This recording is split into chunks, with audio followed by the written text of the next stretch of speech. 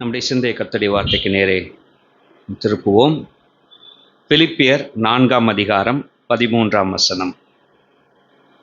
வேதத்தை எடுத்து திருப்புங்கள். பிலிப்பியர் 4ஆம் அதிகாரம் 13ஆம் வசனம். நாம் நன்றாய் அறிந்திருக்கிற ஒரு வசனம். வாசியுங்கள். என்னை பலப்படுத்துகிற கிறிஸ்துவினாலே எல்லாவற்றையும் செய்ய எனக்கு பலன் உண்டு.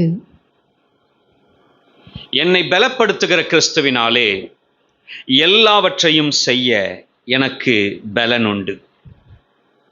இந்த வசனம் எல்லாவற்றையும் செய்ய எனக்கு பலன் உண்டு என்று சொல்லுவது சரியாய் ஒருவேளை நம்முடைய வேதாகமம் இன்னும் கொஞ்சம் தமிழ் மொழிபெயர்ப்பு இன்னும் கொஞ்சம் சரி செய்யப்படும் என்று சொன்னால், என்னை பலப்படுத்துகிற கிறிஸ்துவினாலே எல்லாவற்றையும் செய்ய என்னால் முடியும். ஆங்கில வேதாகமம் எப்படி தான் சொல்லுகிறது? I can do. இந்த முடியும் என்கிற வார்த்தை அங்கே சொல்லப்பட்டிருக்கிறது. எல்லாவற்றையும் செய்ய எனக்கு பலன் உண்டு என்று சொல்வதை விட நான் எல்லாவற்றையும் செய்ய என்னால் முடியும் என்று சொல்லி, இது ஒரு அறிக்கை மாத்திரம் அல்ல. It is not merely a statement. ஒரு அறிக்கை என்பது அல்ல. இது உண்மையில் கவனிப்பீர்கள் என்று சொன்னால், இது ஒரு அனுபவம் பின்னே உள்ள ஒரு செய்தி. இது ஒரு அனுபவம் அடங்கிய செய்தி. இதற்கு பின்பாக பேசுகிற நபருடைய வாழ்க்கை இருக்கிறது. அப்போஸ்தலனாகிய பவுல் இந்த வார்த்தையை பேசுகிறார். ரொம்ப ஃபெமிலியரா அடிக்கடி யூஸ் பண்ற ஒரு வார்த்தை.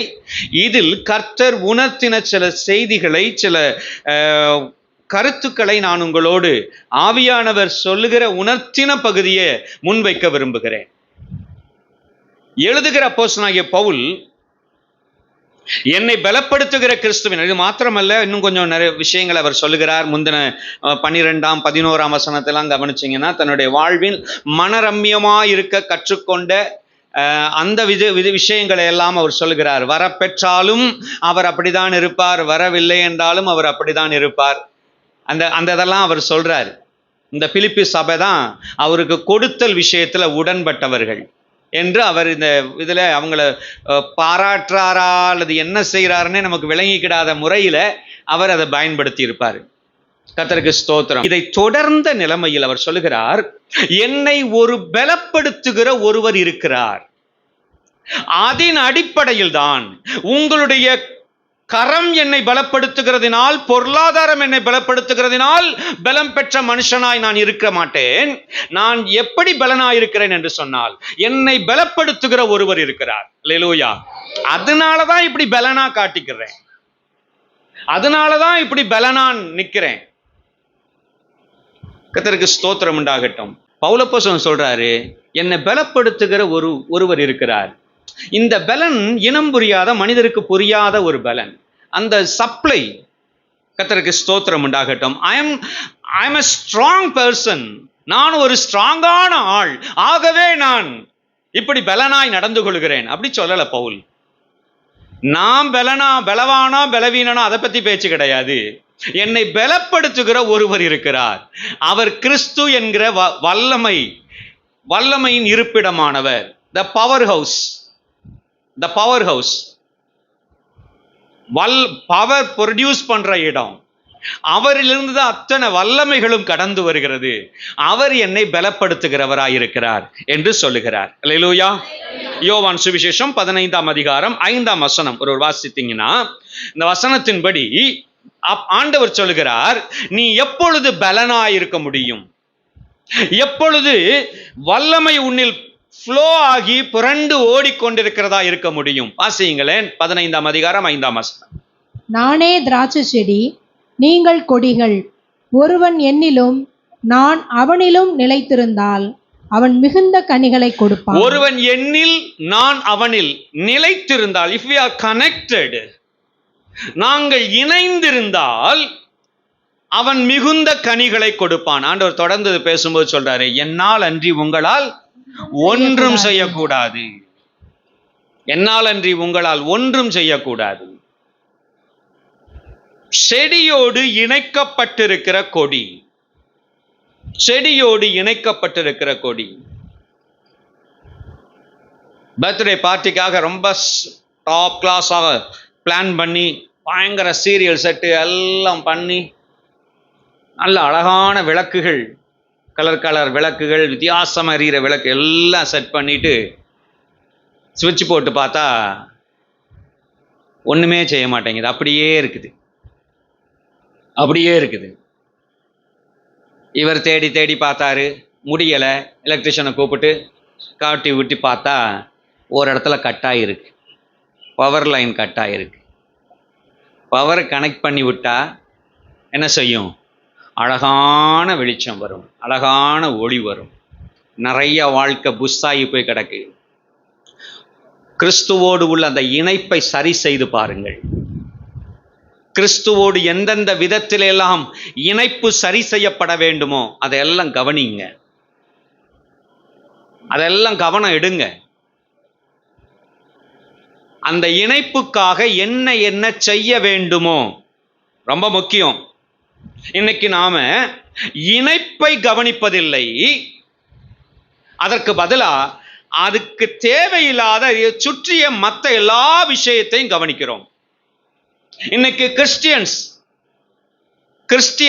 கிறிஸ்தவர்கள் பெரும்பாலும் கிறிஸ்தவ ஆக்டிவிட்டீஸ, நடவடிக்கைகளை நிறைய முக்கியப்படுத்துறாங்க. கிறிஸ்டியன் ஆக்டிவிட்டீஸ் நிறைய சொல்லலாங்க. சிலருக்கெல்லாம் ப்ரோக்ராம் போட்டு மாளாது. இந்த நாளில் இந்த ப்ரோக்ராம், இதுல இருந்து இது வரைக்கும், அதுல இருந்து அது வரைக்கும், அப்படி ப்ரோக்ராம் இப்படி ப்ரோக்ராம், அந்த கூட்டத்தில் போய் நிற்கிறோம், இந்த கூட்டத்தில் போய் இணைஞ்சு பாடுறோம், அந்த கூட்டத்தில் அதை செய்கிறோம், இந்த செய்கிறோம், இதில் நிர்வாகி, அதில் செக்ரட்டரி, இதில் தலைவர், இதை நடத்தி செல்கிறவர், ஏகப்பட்ட Christian activities. But you have the connection with God. That is the matter. கிறிஸ்துவோடு உங்களுக்கு இணைப்பு இருக்கிறதா? இணைப்புன்னா என்ன தெரியுமா? ஹலோன்னா அது எதிர்முனையில் ஹலோ, என்ன செஞ்சிட்டு இருக்க, எப்படி இருக்கிற, நல்லா இருக்கியா, பார்த்து ரொம்ப நாள் ஆச்சே, பேசி ரொம்ப நாள் ஆச்சே, உறவாடி ரொம்ப நாள் ஆச்சே. இந்த விதமான கனெக்ஷன் உங்களுக்கு கிறிஸ்துவோடு இருக்கிறதா? Very busy, two busy with their work. இன்னைக்கு பீப்புள் நிறைய பிஸி. உக்காந்து ஆண்டவர்கிட்ட கேட்டா சொல்லுவார், அவர் ரொம்ப பிஸியான ஊழியக்காரன். எந்த அளவுக்குன்னா 10 நிமிஷம் என் கூட உட்காந்து ஜெபம் பண்ண முடியாதுன்னா பாரேன். 10 நிமிஷத்துல 108 ஃபோன் கால் வரும்.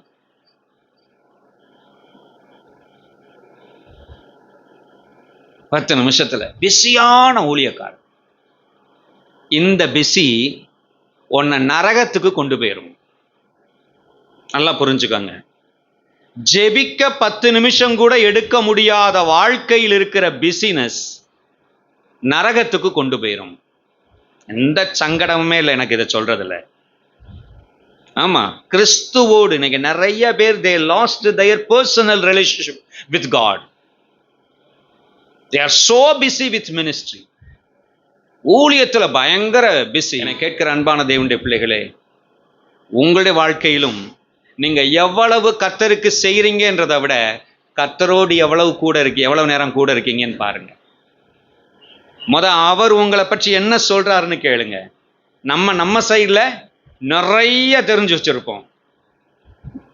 கிறிஸ்டியானோ ரொனால்டோவை பத்தி உங்களுக்கு தெரியும், நீங்க தெரிஞ்சு வச்சிருப்பீங்க.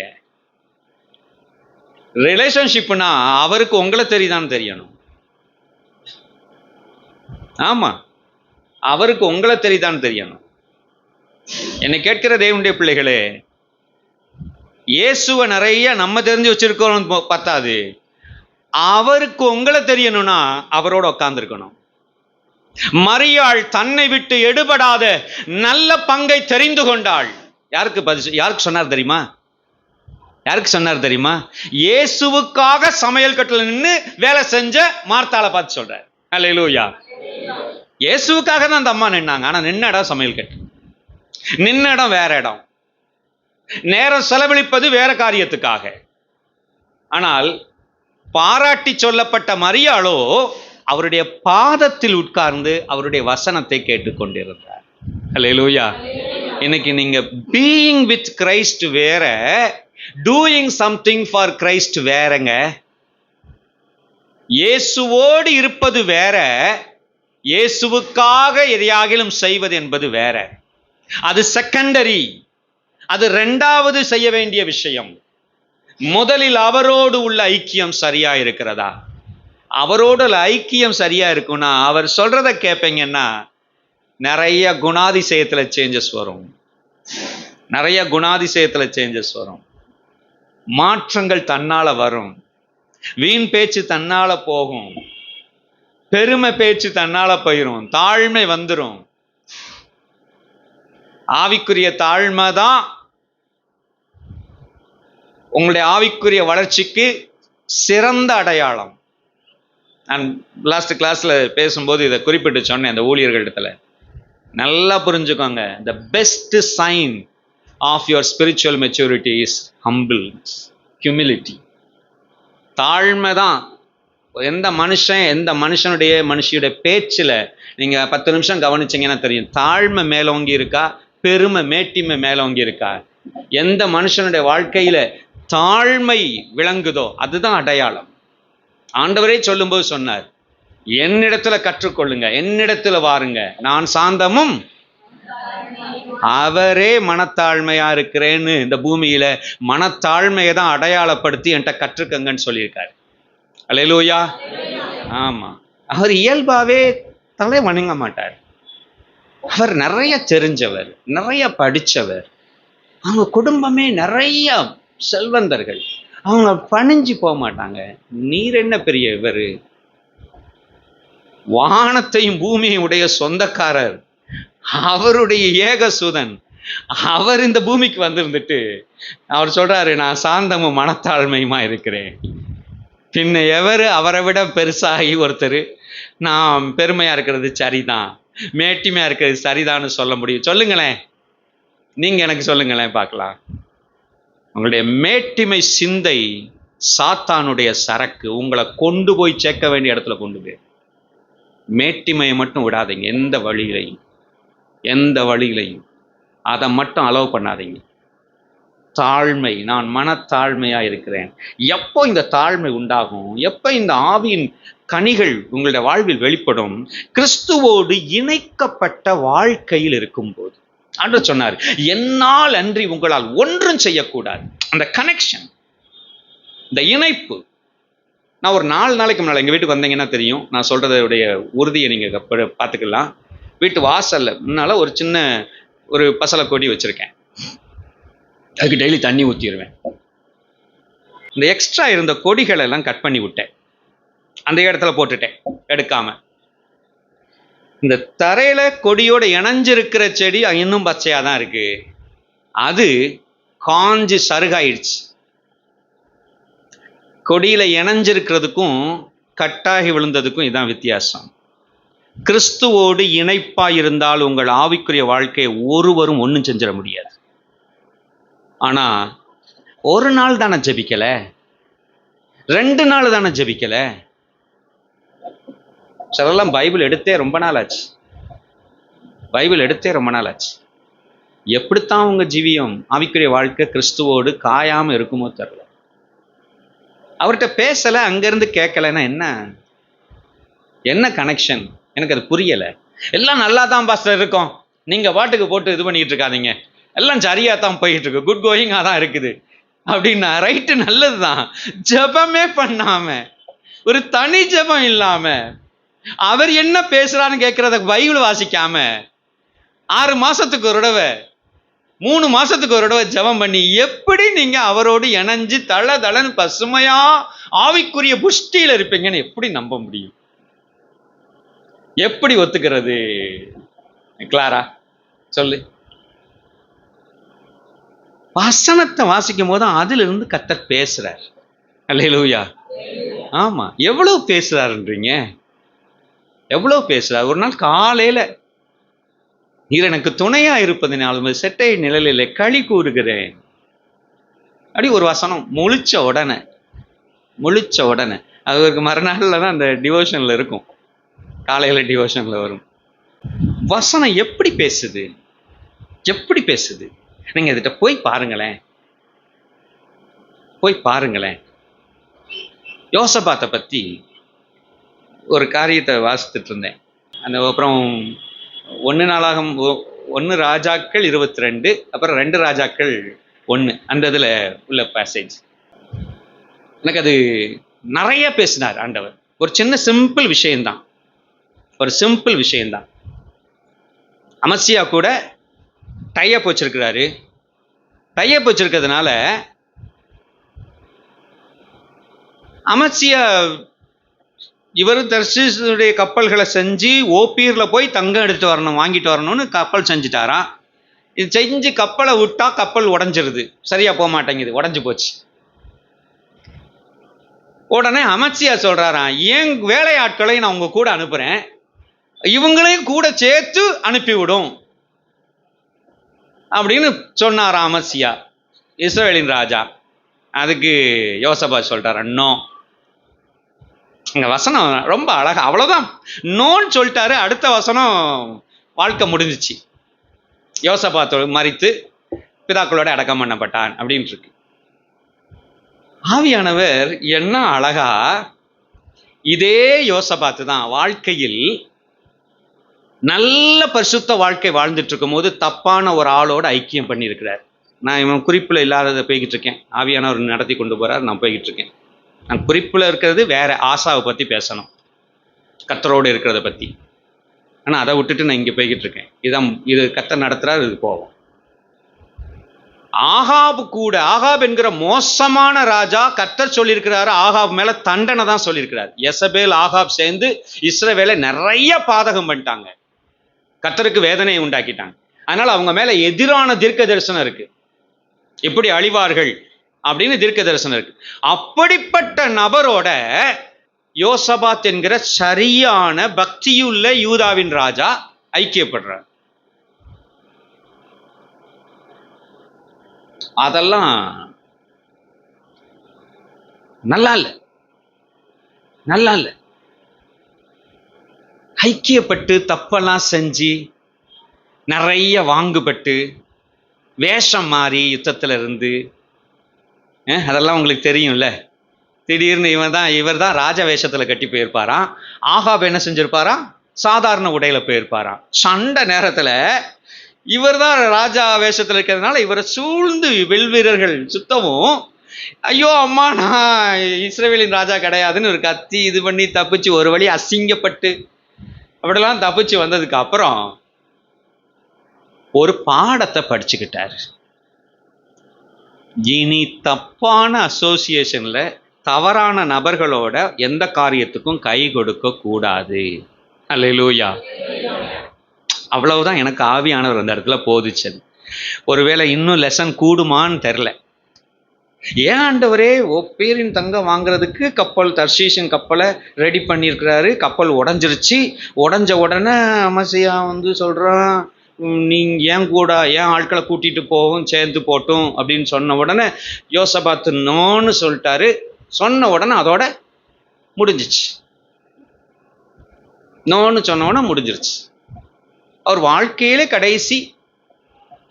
கடைசியா பேசுனது, கடைசியா டீல் பண்ணதுன்ற மாதிரி அந்த அக்கௌண்ட்ல அப்படிதான் இருக்கு. இப்போ ராங் அசோசியேஷன்ல ஈடுபட்டு பழகின மனுஷன் தன் வாழ்க்கையில் அதை புரிஞ்சுக்கிறான். இல்லை, தவறான சவகாசம் என்னை அழித்து விடும். ஒரு குறிப்பிட்ட நேரத்தில் புரிந்து அதை கட் பண்ணிக்கிறான். எனக்கு அன்பான தேவனுடைய பிள்ளைகளே, கர்த்தரோடு இருப்பீர்கள் என்று சொன்னால் ஆண்டவர் தெளிவான ஆலோசனை உங்களுக்கு கொடுத்து கொண்டே இருப்பார். தீய வழிகளை உங்களை விட்டு விலக்குவார். நம்ம தியானிக்க வேண்டிய 2 நாளாகமம் 15ஆம் அதிகாரம் 2ஆம் வசனம் ஒரு வாசியுங்களே. 2 நாளாகமம் 15ஆம் அதிகாரம் 2ஆம் வசனம். அவன் வெளியே ஆசாவுக்கு எதிர்கொண்டு போய் அவனை நோக்கி, ஆசாவே, யூதா பென்யமீன் கோத்திரங்களின் சகல மனுஷரே கேளுங்கள், நீங்கள் கர்த்தரோடு இருந்தால் அவர் உங்களோடு இருப்பார். நீங்கள் அவரை தேடினால் அவர் உங்களுக்கு வெளிப்படுவார். அவரை விட்டீர்களே ஆகில் அவர் உங்களை விட்டு விடுவார். நீங்கள் கர்த்தரோடு இருந்தால், இந்த சம்பவம் சிம்பிளா சொல்றேன்.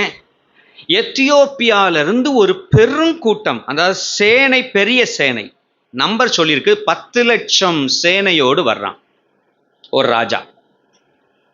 இவர்கிட்ட கொஞ்சம் தான் ஆள் இருக்காங்க, கிட்டத்தட்ட 6 லட்சத்துக்கும் உள்ளதான் இருக்காங்க. இவர் கர்த்தரை நம்புகிற ஒரு ராஜா, ஆண்டவருக்கு பிரியமா நடக்கிற ஆசா. இப்போ ஆண்டவரை நம்பி நீர் எங்களுக்கு உதவி செய்யும்னு ஜபமெல்லாம் பண்ணி யுத்தத்துக்கு போயிருக்கிறாங்க. போயிட்டு திரும்பி வரும்போது யுத்தத்தை ஜெயிச்சுட்டாங்க. ஜெயிச்சு கொள்ளை பொருளெல்லாம் அடிச்சு எல்லாம் எடுத்து கொண்டு வரும்போது தீர்க்கதரிசி ஒருத்தனை அனுப்பி ஆண்டவர் பேசுறார் தம்முடைய வார்த்தையை. அவர் சொல்ற செய்தி தான். அவர் என்ன செய்தி சொல்றார் தெரியுமா? அந்த நேரத்துல இஸ்ரவேல் ஜனங்களுடைய வாழ்க்கை எப்படி இருக்குதோ, யூதா ஜனங்களுடைய வாழ்க்கை எப்படி இருக்குதோ அதை பேசுறார். அவர் என்ன பேசுறாருன்னா, பாத்தியா, கர்த்தரோட நீ இருந்தேனா உனக்கு ஜெயம் கொடுப்பாரு, அவர் உன்னோட இருப்பார். நீ கர்த்தரோடு இல்லைன்னா நிறைய உனக்கு இல்லாம போயிரும் அப்படின்னு சொல்லிட்டு 3ஆம் வசனம் வாசிங்களேன். என்னென்னலாம் இல்லை இல்லை இல்லைன்னு சொல்றாரு பாருங்க. அந்த ஜனங்களுக்குள்ள என்னெல்லாம் இல்லை, உங்க குடும்பத்திலையும் கவனிங்க, இதெல்லாம் இருக்கான்னு சொல்லி கவனிங்க. அப்படி இல்லைன்னா இன்னைக்கு சரி செய்து அதெல்லாம் வர வச்சுக்கணும். வாசிங்க 3ஆம் வசனம். இஸ்ரவேலிலே அநேக நாளாய் மெய்யான தேவனும் இல்லை. இஸ்ரவேலிலே அநேக நாளாய் மெய்யான தேவன் இல்லை. அடுத்தது, உபதேசிக்கிற ஆசாரியனும் இல்லை. உபதேசிக்கிற ஆசாரியன் இல்லை. வேதமும் இல்லை. வேதம் இல்லை. கீழே உள்ள வசனத்துல கவனிச்சீங்கன்னா அடுத்த வசனமா, அதுக்கு அடுத்த வசனமா, சமாதானம் இல்லை. இதெல்லாம் இல்லாததுனால என்ன இல்லை? எத்தனை வசனம்? 5ஆம் வசனம். சமாதானம் இல்லை ஜனங்களுக்குள்ள. எதுல இருந்து? தேவன் இல்லை, தேவனை உபதேசிக்கிற ஆசாரியன் இல்லை, அவரை நமக்கு வெளிப்படுத்துகிற வேதத்தின் மேல் நம்பிக்கை இல்லை, வேதம் இல்லை. இது எல்லாம் இல்லை இல்லைன்னா எங்கிட்ட கூடி சமாதானம் இருக்கும்? சமாதானமும் இல்லை, ஆசீர்வாதமும் இல்லை. நல்லா விளங்கிக்கங்க. நம்மளை ஒன்றும் அச்சுறுத்துறதுக்கெல்லாம் சொல்லலை பைபிள், நம்மளுக்கு அறிவுரை கொடுக்கறதுக்கு தான் சொல்லுது, அறிவுறுத்துறதுக்கு தான் சொல்லுது. தேவன் உபதேசிக்கிற ஆசாரியன், அவருடைய வார்த்தையாகிய வேதம், இது இருந்தா வேதத்தை நேசிக்கிறவர்களுக்கோ மிகுந்த சமாதானம், மிகுந்த சமாதானம், ஆறுதல் உண்டு, கர்த்தருடைய அரவணைப்பு உண்டு. கர்த்தருடைய பரிசுத்த நாமத்திற்கு மகிமை உண்டாகட்டும். அவரோடு இணைந்திருக்கிற வாழ்க்கை, அவரோடு இணைந்திருக்கிற வாழ்க்கை. அப்பொழுது அவருடைய வல்லமை நம் வழியே கடந்து வரும். அல்லேலூயா. அவருடைய வல்லமை நம் வழியே கடந்து வரணும். அதுக்கு அந்த இணைப்பு ரொம்ப அவசியம். இந்த இணைப்பு ரொம்ப அவசியம். இரண்டாவதாக, கர்த்தர் நம்மை அவரோடு இணைப்பதற்கு என்பதில் பரிசுத்த ஆவியின் மூலமாக நம்மை அவர் பலப்படுத்துகிறார். பரிசுத்த ஆவியானவர் மூலமாக. 2 தீமோத்தேயு 1ஆம் அதிகாரம் 7ஆம் வசனத்தை ஒரு வாசியுங்களேன். 2 தீமோத்தேயு 1ஆம் அதிகாரம் 7ஆம் வசனம். தேவன் நமக்கு பயமுள்ள ஆவியை கொடாமல் பலமும் அன்பும் தெளிந்த புத்தியுமுள்ள ஆவியையே கொடுத்திருக்கிறார். நமக்கு பயமுள்ள ஆவியை கொடுக்கல, மாறா பலமுள்ள ஆவியை கொடுத்திருக்கிறார். Power, spirit of power, spirit of power. உங்க வாழ்க்கை எந்த நேரமும் பயத்திலே ஓடிக்கிட்டு இருக்கா? எந்த நேரம் பயத்திலே ஓடிக்கிட்டு இருக்கா? தேவன் உங்களை வழி நடத்த அவரிடத்திலே உங்களை ஒப்புக்கொடுங்கள். அவர் நம்மளை டேக் ஓவர் பண்ணியிருப்பாருன்னா, நம்மளை பொறுப்பெடுத்திருப்பாருன்னா, அங்க பலமுள்ள ஆவி விளங்கும். அல்லேலூயா. ஆமா, தேவையில்லாத பயம் இல்லை அங்க, தேவையில்லாத பயம் அங்க தேவையில்லை, பலம் விளங்கும். அதை செக் பண்றதுக்கு ஒரு, எனக்கு பயத்திலே கிடக்கிறேனா பலத்துல இருக்கிறேனா, நீங்க செக் பண்ணி பார்க்கலாம் நீங்க எந்த ஆவியானோட கண்ட்ரோல்ல இருக்கீங்க. பரிசுத்த ஆவியானவர் நம்மை பலப்படுத்துகிற பலமுள்ள ஆவியா இருக்கிறார். அவர் என்ன சொல்றார்? அவருடைய ஞானத்தை நமக்கு தருகிறார், அவருடைய வழிகாட்டுதலை நமக்கு தருகிறார். மாத்திரமல்ல, பயங்களுக்கு புறம்பாக்க நம்மை நம்ம நம்ம நம்ம என்கரேஜ் பண்றார். மேக் அஸ் கரேஜியஸ், நம்மை தைரியம் உள்ளவர்களாக்குகிறார். துன்மார்க்கனுக்கு தைரியம் கிடையாதுங்க. துன்மார்க்கனுக்கு தைரியம் கிடையாது.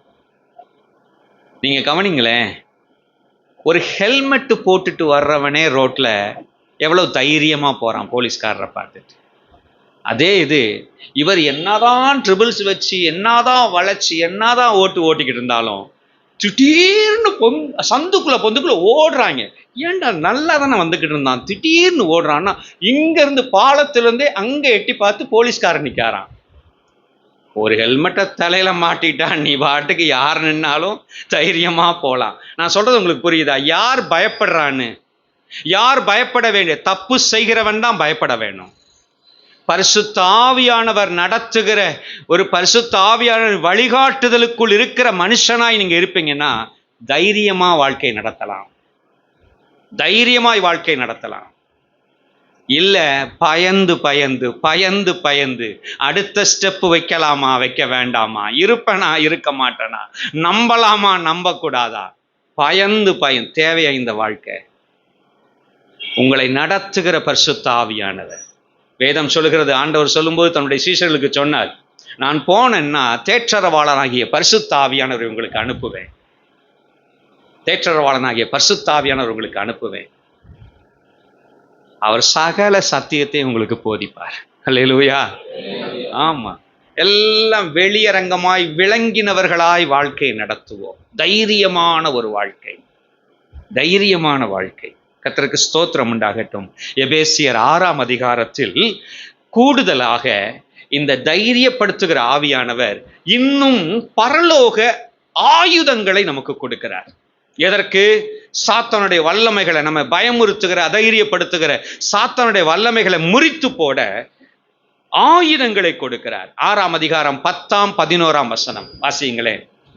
கடைசியாக என் சகோதரரே, கர்த்தரிலும் அவருடைய சத்துவத்தின் வல்லமையிலும் பலப்படுங்கள். அவருடைய சத்துவத்தின் வல்லமையிலும் பலப்படுங்கள். முதலாவது கர்த்தரில் பலப்படுங்கள், அடுத்து அவருடைய சத்துவத்தில் பலப்படுங்கள். கர்த்தரில் பலப்படணும். அதற்கு பின்னால நிறைய காரியங்கள் இங்கே சொல்லப்பட்டிருக்க. 11ஆம் வசனத்துல, நீங்கள் பிசாசின் தந்திரங்களோடு எதிர்த்து நிற்க திராணி உள்ளவர்கள் ஆகும்படி தேவனுடைய சர்வாயுத வர்க்கத்தையும், தேவனுடைய சர்வாயுத வர்க்கம், அத அவருடைய வெப்பன்ஸ் அதை நமக்கு கொடுத்திருக்கிறார். ஒவ்வொன்றும் என்னெல்லாம்? சத்தியம், அடுத்தது முதல்ல சொல்லுங்க, சத்தியம் என்னும் கச்சை, நீதி என்னும் மார்க்கவசம், சுவிசேஷம் என்னும் ஆயத்தம் என்னும் பாதரட்சை, விசுவாசமாகிய கேடகம், இரட்சண்யம் என்னும் தலைசீரா, தேவ வசனமாகிய ஆவியின் பட்டயம். இவைகளெல்லாம் கர்த்தர் நமக்கு கொடுத்திருக்கிற ஆயுதங்கள். எல்லாம் ஸ்பிரிச்சுவல், எல்லாம் ஸ்பிரிச்சுவல், ஆவிக்குரிய ஆயுதங்கள். வேத வசனம் இருந்தாதான் நீங்க எதிரியை அட்டாக் பண்ண முடியும். எப்படி எழுதி இருக்கிறதே, சாத்தானுடைய தந்திரத்தை முறியடிச்சு, இல்ல சாத்தானே நீ சும்மா சொல்ற ஏமாத்துறதுக்கு, கர்த்தருடைய வார்த்தை இப்படி அல்லவா சொல்லுகிறது என்று சொல்லி நாம் மேற்கொள்ளுவதற்கான ஒவ்வொன்றும் இரட்சணியம் என்னும் தலைச்சீரா. நம்முடைய சிந்தையை பாதுகாக்கணும்னா பாவத்திலிருந்து விடுவிக்கப்பட்ட கிறிஸ்துவினால் உண்டாகிற ரட்சிப்பு நம்மை சிந்தையை மூடி இருக்கணும். அப்படின்னா அர்த்தம் என்ன? என்ன செஞ்சாலும் நான் ரட்சிக்கப்பட்ட மனுஷன், ரட்சிக்கப்பட்ட மனுஷி, நான் இதை செய்யலாமா, நான் இப்படி பேசலாமா, நான் இப்படி நடந்து கொள்ளலாமா, நான் இதில் ஈடுபடலாமா? நம்முடைய சிந்தை ரட்சிக்கப்பட்டோம் என்கிற நிலைமையில் மூடி நம்முடைய சிந்தையை கவர் பண்ணியிருக்கணும். நம்முடைய ரட்சிப்பு சத்தியத்தை பின்பற்றுகிறதுனால தான் ஒரு தைரியம், நிமிர்ந்து நிற்கிற தைரியம். சத்தியம் என்னும் கச்சை, பெல்ட். சத்தியம் என்னும் கச்சை. நீதி என்னும் மார்க்கவசம். நீதியால் நடக்க, அதுனா எந்த அட்டாக்ஸ், எந்த அம்புகளையும் தாக்கும், தடுக்கும். எதிராளியோட ஆயுதங்களை தடுக்கும், பாதுகாப்பா இருக்கும், காயம் படுத்த விடாது. அன்பான தேவனுடைய பிள்ளைகளே, கர்த்தருக்கு ஸ்தோத்திரம் உண்டாகட்டும். இதனால அப்போஸ்தலனாகிய பவுல் என்ன சொல்றாரு? நான் என்னுடைய தடைகளை தாண்டி செயல்படுவேன் என்று சொல்லும்போது, அங்க பவுல் சொல்லும்போது சொல்றாரு, என்னை பலப்படுத்துகிற கிறிஸ்துவினாலே எல்லாவற்றையும் செய்ய எனக்கு பலன் உண்டு. எல்லாவற்றையும்னா இந்த எல்லாம் இருக்குல்ல, இதுக்குள்ள நான் செய்யத்தக்கது, நான் செய்ய முடியாதது எல்லாம் அடங்கியிருக்கு. நம்ம நிறைய நேரங்களில் என்ன வேலை, இந்த வேலை, இதை நான் செய்ய முடியும், ஒத்துக்கிடுவோம். இதை நான் செய்ய முடியாது அப்படின்னா என்ன அர்த்தம்? It is beyond my limitation, என் எல்லைக்கு தாண்டி உள்ளது. ஆனா பவுல் அப்போஸ்தலன் சொல்றாரு, என்னை பலப்படுத்துகிற கிறிஸ்து, அவர் என் பலனா இருக்கிறதுனால எனக்கு நான் செய்யக்கூடியது என்கிற அந்த எல்லையையும் தாண்டி செய்ய முடியும். அல்லேலூயா. ஆமா, அந்த லிமிட்டேஷனை தாண்ட விடுவார். யாரால? ஆவியானவரால மட்டும், ஆண்டவரால மட்டும். இவ்வளவு பலவீனமான மனுஷன், இவரை கொண்டா இந்த காரியத்தை செய்யார். ஆமா, இவ்வளவு பெரிய காரியத்தை இந்த சாதாரண மனுஷனை கொண்டு செய்தார். ஏன்? நிறைய நேரங்களில் பியாண்ட் த லிமிட்டேஷன் ஆவியானவர் உங்களை நடத்தி போவார். இதுக்கு ரகசியமே என்னன்னா, உங்களுக்கு அவ்வளவு மூளை அறிவு இருக்கணும் இல்லை, உங்களுக்கு அவ்வளவு படிப்பறிவு இருக்கணும் இல்லை, அவசியம் இல்லை. உங்களுக்கு அவ்வளவு பணமும் செல்வாக்கும் திறமை இருக்கணும், அவசியம் இல்லை. இல்லை, பின்னணியும் பயங்கரமா இருக்கணும், அவசியம் இல்லை. பிடிச்சிருக்கிற கிறிஸ்துவை மட்டும் சரியா பிடிச்சிருந்தா போதும். கொஞ்ச நாள், ரெண்டு நாளைக்கு முன்னால பிள்ளைங்கள்ட்ட பேசிட்டு இருந்தோம். இந்த இறையியல் சார்ந்த இதில் எப்படி இப்படி படிச்சுக்கிட்டு இருக்கோம், அல்லது எப்படி படித்து கொடுக்கறதுக்கு ஆண்டவர் நடத்தினார், இதனுடைய காரியங்களை பேசிகிட்டு இருந்தோம். அதனால் கொஞ்சம் கடந்து வந்த பாதையெல்லாம் அப்படி கொஞ்சம் யோசித்து நான் சொன்ன ஒரே ஒரு விஷயம்தான், உலகம் சொல்கிற மாதிரி எந்த திறமையும் இல்லை, எந்த பின்னணியும் கிடையாது, எந்த பின்னணியும் கிடையாது. ஒன்னே ஒன்று, அப்போ இருந்தே கடவுள் கூட இருந்தார், இதை செய்யின்னு சொல்லுவார், அதை செய்வோம். இதற்கு நேரே நடத்துவார், நடந்தோம். அவ்வளவுதான், அவ்வளவுதான். பெரிய படிப்பாளிகள்னு சொல்றதுக்கு இல்லை, இப்போ இயல்புலேயே பெரிய படிக்கிற ரேங்க் ஸ்டூடெண்ட் கிடையாது, வேற எந்த சிறப்பு சொல்றதுக்கும் ஒன்றும் கிடையாது. நடத்தின தெய்வம். வேதத்தில் நீங்கள் நிறைய இந்த லிமிட்டேஷனை தாண்டி ஓடுனவங்க, தாண்டி குதிச்சவங்க நிறைய பேர் இருக்காங்க. சிம்பிளா தாவீது சொல்லுகிறார், உம்மாலே நான் சேனைக்குள் பாய்வேன், உம்மாலே மதிலை தாண்டுவேன். மதில்னாலே என்னதான்? நீங்க அந்த வசனத்தை தியானம் பண்ணிருக்கீங்களா என்னைக்காவது? மதில்னா என்னது? ஒரு சுவர்னா என்னது? தடை, மனிதர் கிராஸ் பண்ண கூடாது. அதுக்கு தானுங்க மதில் கட்டுறோம், ஒரு வீடு கட்டுறோம், 4 சுவர் எதுக்கு கட்டுறோம்?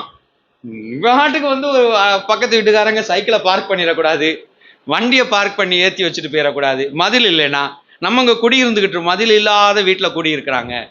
நீங்கள் குடியிருந்துக்கிட்டு இருக்கீங்க, சோறு பங்கிக்கிட்டு இருக்கும்போது அவங்க வந்து வண்டியை உள்ளே ஏற்றி வச்சுட்டு நிறுத்திட்டு போயிட்டாங்கன்னா எப்படி இருக்கும்? இதுக்காக தானே நம்ம என்ன செய்கிறோம், என்ன பாடுபட்டாவது எங்கேயாவது புரட்டி ஒரு சுவர் 4 பக்கம் அடைச்சி. மதில்னா எது? இன்னொருவர் நுழையாதிருக்க. சங்கீதக்காரன் சொல்றாரு, உம்மாலே நான் மதிலை தாண்டுவேன், தடைன்னு இருக்கிற லிமிட்டேஷன்ஸை தாண்டி போவேன். எப்ப சாத்தியம்னா, ஆண்டவரோடு நீங்க ஐக்கியமா இருந்து அவர் பலத்தால இயங்கும் போது இது சாத்தியம். அல்லேலூயா. அவர் பலத்துல சாத்தியம். நம்ம ஊர்லயும் வேகத்தை அதிகரிக்க ட்ரெயின் விட்டுக்கிட்டு இருக்காங்க. நம்ம ஊர்லயும் வேகத்தை அதிகரிக்க ஒரு நாள் பயங்கர ஸ்பீடா அப்படியே சரிகட்டு ஓடுது ட்ரெயின். கேத்ரின் பார்த்துட்டு, இப்ப இது இந்த ட்ரெயின் என்ன ஸ்பீட்ல போகுது அப்படின்னு கேட்டா, நான் எப்படி ஒரு 140 போகும் அப்படின்னு. 110 அப்படி சொன்னான். 110க்கு தான் இந்த அலப்பறையா? ஏன்னா பயமாவே இருக்குது ஒன் சைடு. அவ்வளவு தட தட தட தட தடன்னு அடிச்சு தூக்கி நம்ம ஆளு 110க்கே இந்த வரத்து வந்துகிட்டு இருக்காங்க. ஜப்பான்ல 400 கிலோமீட்டர் தொடுதான். எனக்கு கொஞ்சம் யோசித்து பார்த்தேன், நினைச்சு பார்த்தேன், எப்பா நம்ம இருப்போமா அதுல?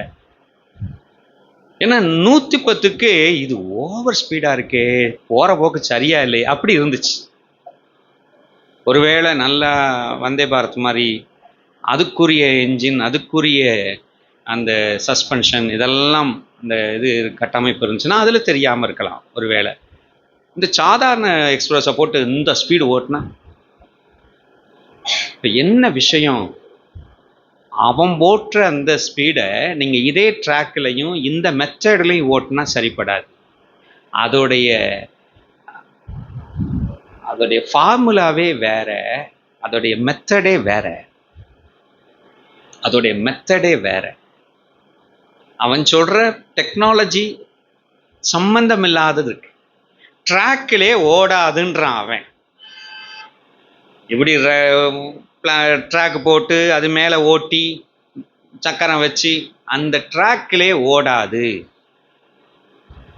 டெக்னாலஜியை மாற்றணும்.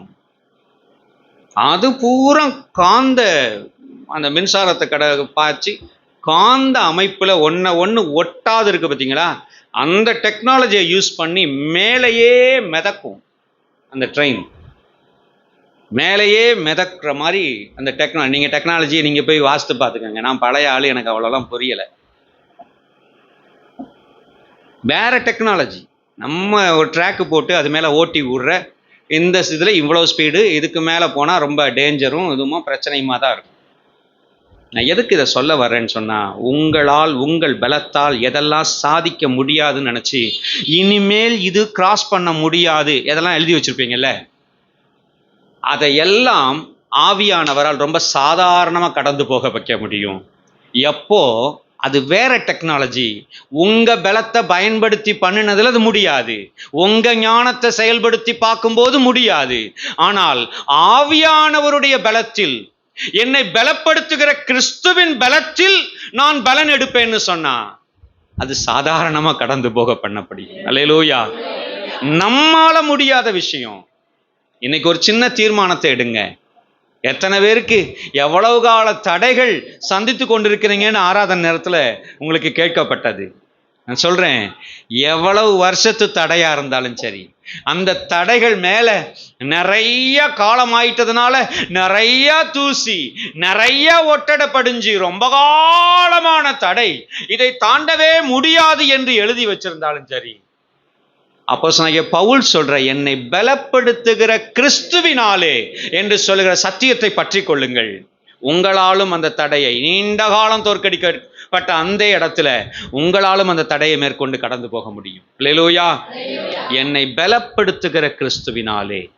நான் செய்வேன் இல்ல, நான் ரொம்ப ஸ்ட்ராங்கான ஆளு, நான் ரொம்ப பழகி இருக்கிற ஆள் அல்ல, என்னை பலப்படுத்துகிற கிறிஸ்துவினாலே. இதுல தான் எது ரொம்ப முக்கிய ரோல் வகிக்குது தெரியுமா? நம்முடைய வீக்னஸ்.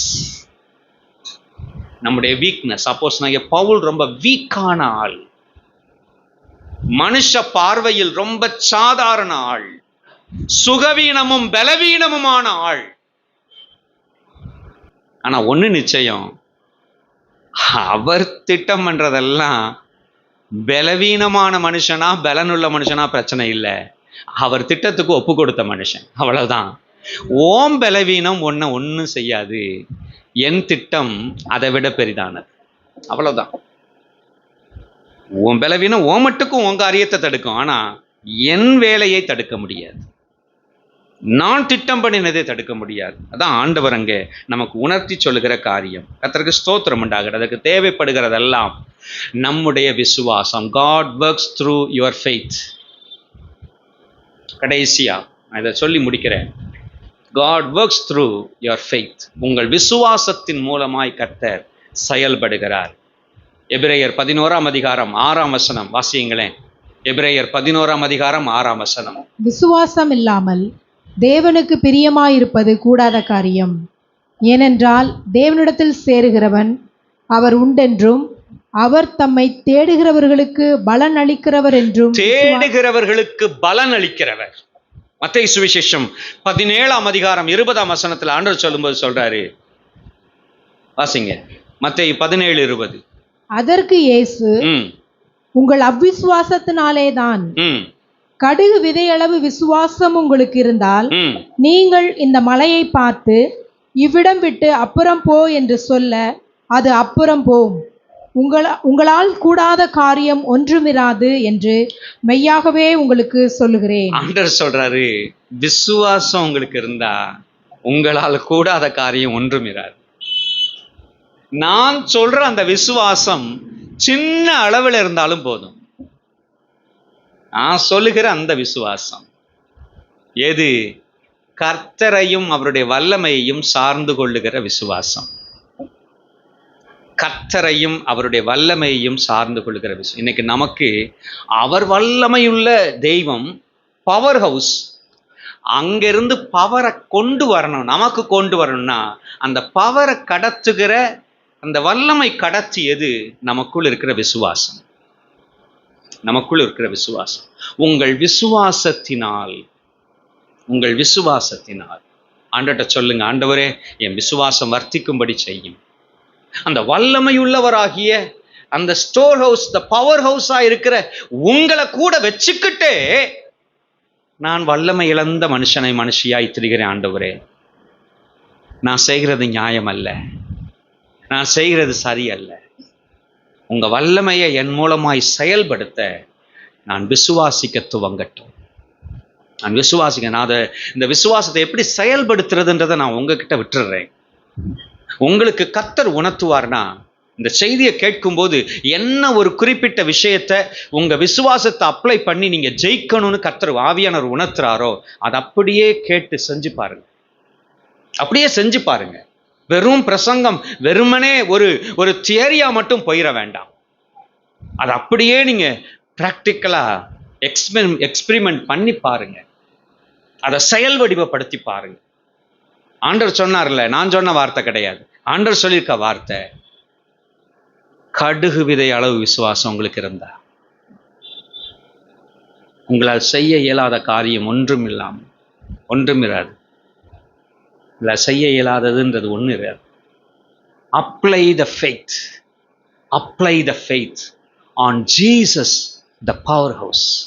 வல்லமையின் இருப்பிடமாகிய அந்த இயேசுவை நம்முடைய விசுவாசத்தின் மூலமாய் பயன்படுத்துவோம். கண்களை மூடுவோம். ஆண்டோட சமூகத்தில், ஆண்டவரே என்னை பலப்படுத்துகிற கிறிஸ்துவினாலே எல்லாவற்றையும் செய்ய, இன்க்ளூடிங் என்னால் முடியாதுன்னு நான் சந்திச்ச, நானே எழுதி வச்ச விஷயங்கள் கூட, எல்லாவற்றையும் செய்ய என்னாலே முடியும் என்று சொல்லுகிற ஒரு நிலைக்கு மாற்ற விரும்புகிறேன். ஆண்டவரே, சந்தலா ரபி கராசியான மாராபா. Jesus, hallelujah. Glory to Jesus. Glory to Jesus. Glory to Jesus. பலன் கொடுப்பவரால் எல்லாவற்றையுமே செய்வேன் என்று சொல்லுவோம். Price the Lord. ரட்சிப்பு தருபவரால் எல்லாவற்றையுமே செய்வேன். கிருபை அளிப்பவரால் எல்லாவற்றையுமே செய்வேன். பலன் கொடுப்பவரால், பலன் கொடுப்பவரால், பலன் கொடுப்பவரால் எல்லாவற்றையுமே செய்வேன். ரட்சிப்பு தருபவரா, ரட்சிப்பு தருபவரா, ரட்சிப்பு தருபவரா, எல்லாவற்றையும் செய்வே, கிருபை அளிப்பவரா, கிருபை அளிப்பவரா, கிருபை அளிப்பவரா, எல்லாவற்றையும் செய்வே, எல்லாவற்றையும் செய்வே, பலன் கொடுப்பவரா, பலன் கொடுப்பவரா, பலன் கொடுப்பவரா, எல்லாவற்றையும் செய்வே, எல்லாம் தருபவரா, எல்லாம் தருபவரா, எல்லாம் தருபவரா, எல்லாவற்றையும் செய்வே, எல்லாவற்றையும் செய்வே. ஜீசஸ். ஆமென். பலன் கொடுப்பவரால், பலன் கொடுப்பவரால். நீங்க என்ன செய்ய முடியும் என்பதல்ல தேவ பிள்ளையே, உங்களுக்கு பலன் கொடுப்பவரால் என்னவெல்லாம் செய்ய முடியும். அதுதான் இன்றைக்கு ஆவிக்குரிய நிலைமை நமக்கு முன்பாக வைக்கப்படுகிற கேள்வி. ஆண்டவருடைய சமூகத்திலே, ஆண்டவரே பலன் கொடுக்கிற உம்மாலே நான் சேனைக்குள் பாய்வேன், தம்மாலே மதிலை தாண்டுவேன் ஆண்டவரே, beyond my limitations. Oh, praise the Lord, hallelujah. நான் கடந்து போவேன் ஆண்டவரே, நானும் ஜெயிப்பேன், நானும் உமக்காக காரியங்களை செய்து முடிப்பேன். அப்போஸ்தலனாகிய பவுலை போலவே ஆண்டவரே ஸ்தோத்திரம், செய்து முடிக்கும் கிருபையை சுதந்தரிக்கிற மனுஷனாய் என்னை ஒப்புக் கொடுக்கிறேன். Price the Lord. ஆண்டவர் சமூகத்தில் ஒப்புக் கொடுங்க. கர்த்தருடைய வார்த்தை உங்களில் நிச்சயமாய் நிறைவேறும், கிரியை செய்யும், உங்களை பலன் கொடுக்கிறவர்களாய் மாற்றும். ஆமென். பரிசுத்த பிதாவே, கிருபை இரக்கம் உள்ளவரே, ஆசீர்வதிக்கப்பட்ட இந்த நல்ல ஆராதனை நாளுக்காக ஆண்டவரை நீர் தெரிந்தெடுத்த இந்த வேளைக்காக நன்றி சொல்லுகிறோம். எங்களுடைய சித்தத்தின்படி இந்த இடத்திலே கூடி வர பண்ணினீர். உம்முடைய வார்த்தையை கேட்கும்படி, ஆராதிக்கும்படி, ஆவியோடு உண்மையோடு விடுதலையோடு ஆராதிக்கத்தக்கதாக எங்களுக்கு நீ நல்ல தருணத்தை தந்து நன்றி சொல்லுகிறோம். தொடர்ந்து பெற்றுக்கொண்ட நம்முடைய வார்த்தைகளாகிய ஆண்டவரை ஆலோசனைகளோடு நாங்கள் கடந்து போக கர்த்தர் உதவி செய்யுங்க. நம்முடைய ஜீவனுள்ள வார்த்தைகளை நடத்தட்டும் ஆண்டவரே, சபையான வழியில் நடத்தட்டும். உமது நல்ல ஆவியானவர் எங்களை நடத்துவாராக.